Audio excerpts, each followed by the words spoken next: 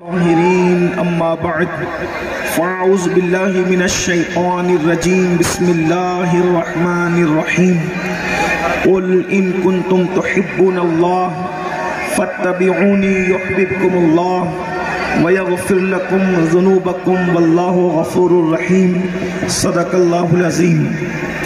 غوث اعظم بمنے بے سر و ساما مددے، قبلہ دین مددے، کعبہ ایمان مددے، انتظار کرم تست منے عینی را اے خدا جو خدا بین و خدا دا مددے، بگیرداب بلا افتادہ کشتی، ضعیفان و شکستہ رات پشتی، بحق کے خواجہ عثمان ہارون مدد کن مدد کن مدد کن یا معین الدین چشتی۔ ممبر پر جلوگر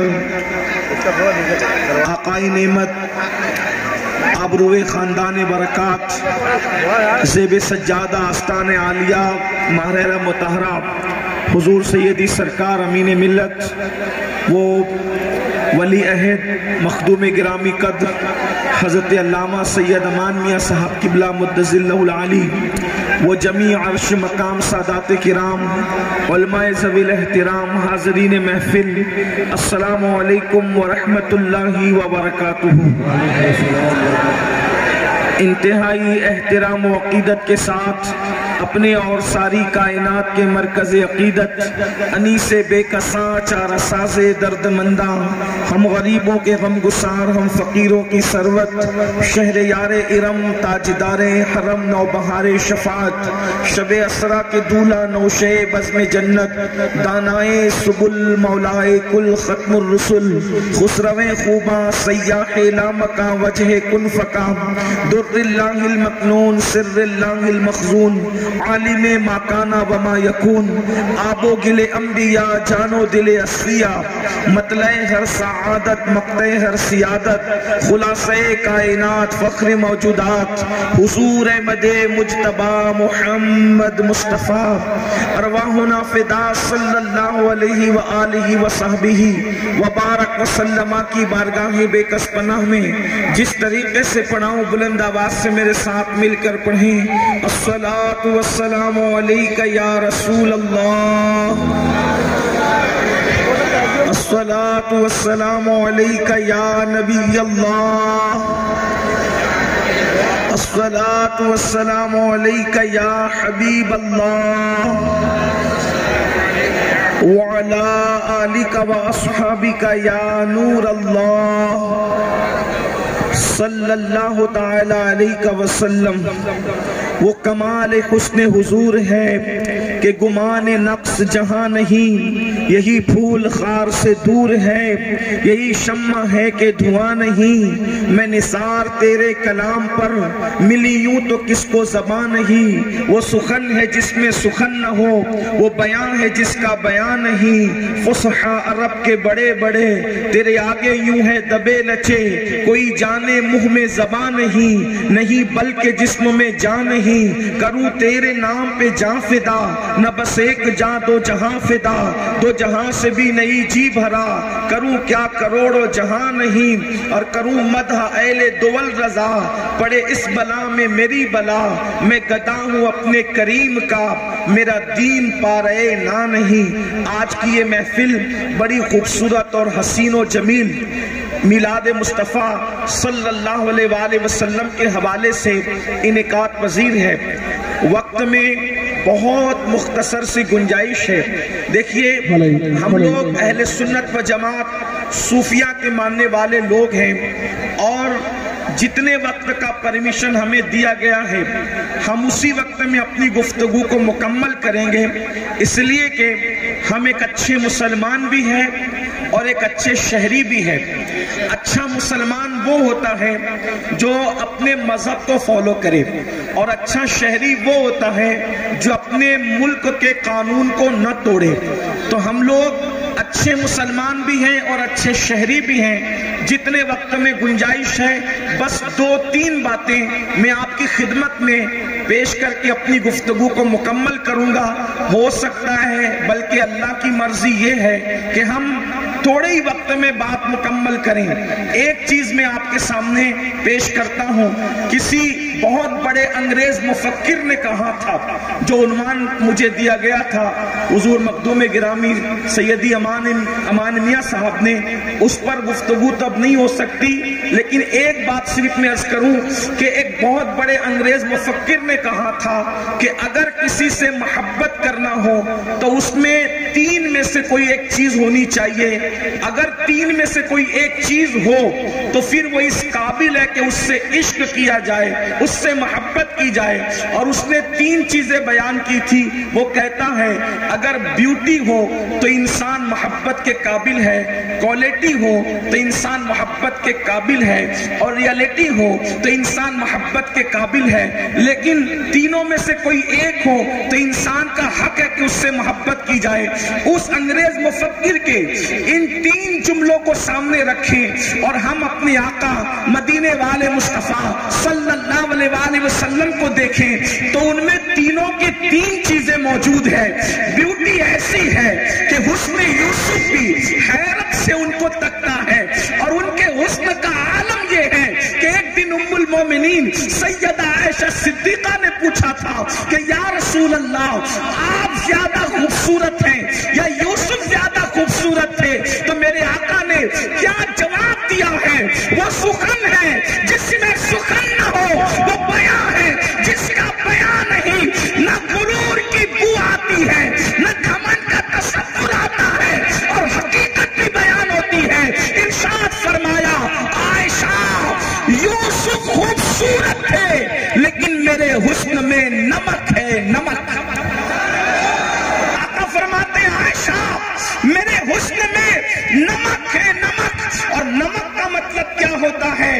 اس کو ملاحت کہتے ہیں، میرے امام کہتے ہیں حسن کھاتا ہے جس کے نمک کی قسم، وہ ملی ہے دلارا ہمارا نبی۔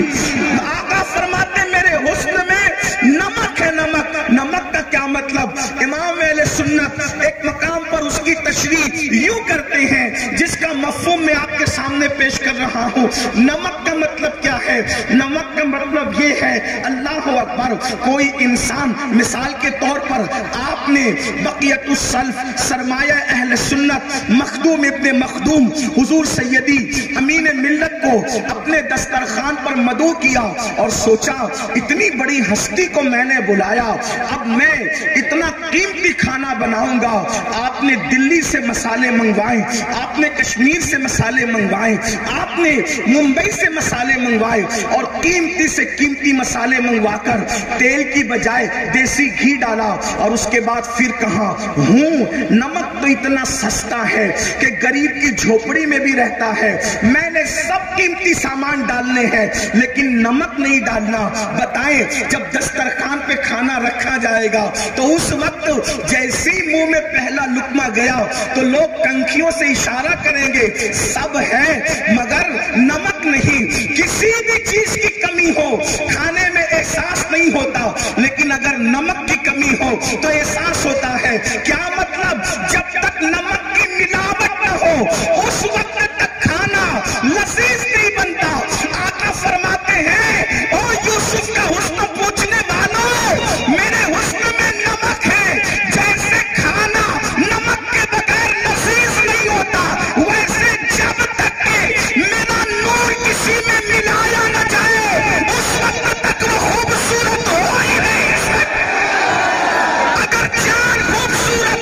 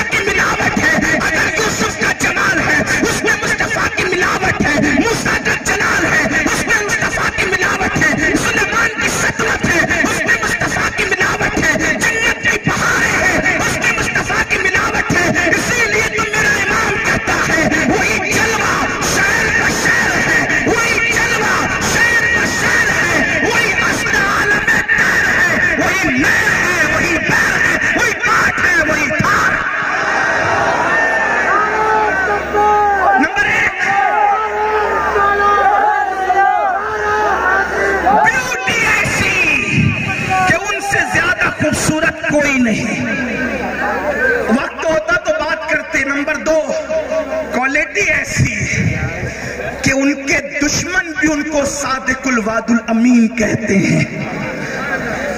دشمن بھی کہتا ہے صادق الوعد الامین.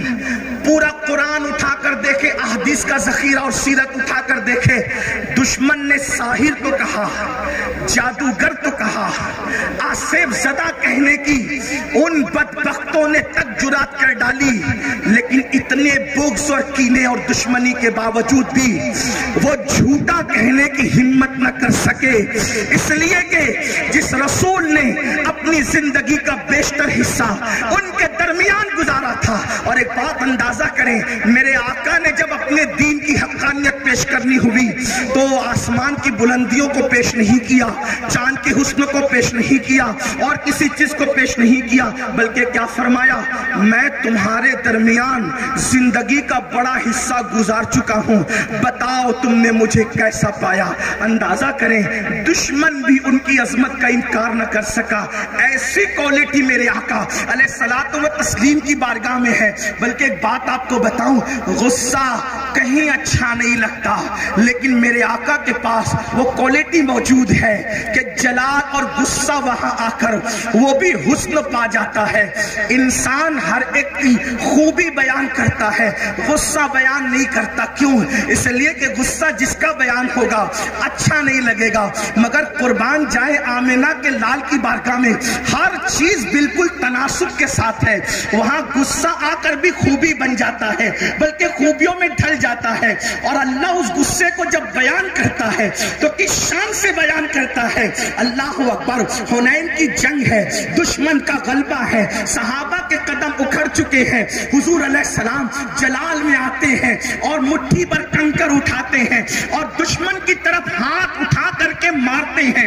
اندازہ کریں، جہاں تلوار، تیر، نیزے شکست کھا رہے بظاہر، حضور کی مٹھی پر کنکری کا کمال یہ ہے کہ جیسے ہی کنکر اٹھا کر کے مارا، اس لشکر کا منہ پھر گیا. اور اس شان کو میرا اللہ یوں بیان کرتا ہے، وَمَا رَمَيْتَ اِذْ رَمَيْتَ وَلَكِنَّ اللَّهَ رَمَى.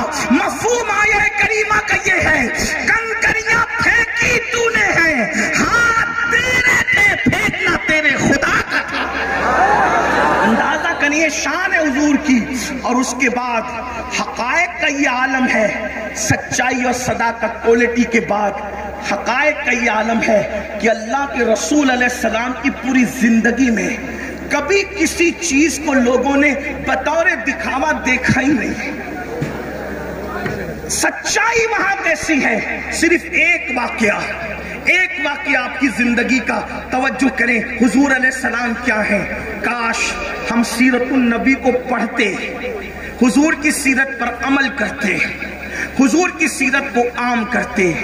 اس لیے کہ آج ہماری قوم بہراروی کا شکار ہونے کی سب سے بڑی وجہ، اس قوم کے پاس سب کی زندگی پہنچی لیکن سیرت النبی نہ پہنچ سکی.